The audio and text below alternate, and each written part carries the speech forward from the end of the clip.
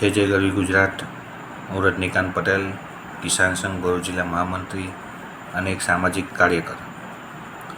આજે હું જાડેશ્વર વિસ્તારમાં જળાશય ચોકડી જે વારંવાર ટ્રાફિકની સમસ્યા ઉપસ્થિત થાય છે ત્યાં પોલીસ પ્રશાસન દ્વારા જે ફૂટપાથ પરની જગ્યા છે એને વારંવાર બેરિકેડ કરવામાં આવે છે, જેના કારણે રાહદારીઓને ઘણી મુશ્કેલીનો સામનો કરવો પડે છે. તે ન બને અને જ્યાં ઓવરબ્રિજ છે તેની નીચે નો પાર્કિંગની જગ્યામાં પોલીસ પ્રશાસનના અધિકારી દ્વારા જ પોતાની માલિકીની ગાડી જે નો પાર્કિંગની જગ્યાએ ત્યાં ઊભી કરવામાં આવે છે અને જે પણ લાગતા વખતે અધિકારી છે એને પોતાનો દબદબો છે એવી સાબિતી ત્યાં પોતે બતાવી રહ્યા છે.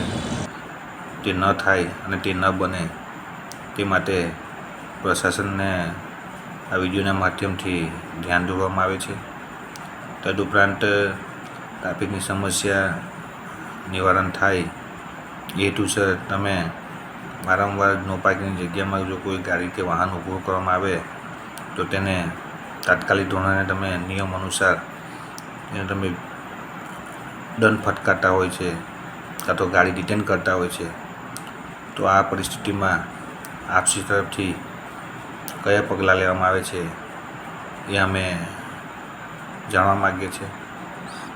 આ પરિસ્થિતિ ફરીવાર નિર્માણ ન થાય તે વિષયને ધ્યાનમાં લઈ અને આ મેસેજના માધ્યમથી આપને વિનંતી છે કે આ પ્રકારની કામગીરી તાત્કાલિક ધોરણે અટકવી જોઈએ અને આમ ન થાય એવી અમારી વિનંતી છે.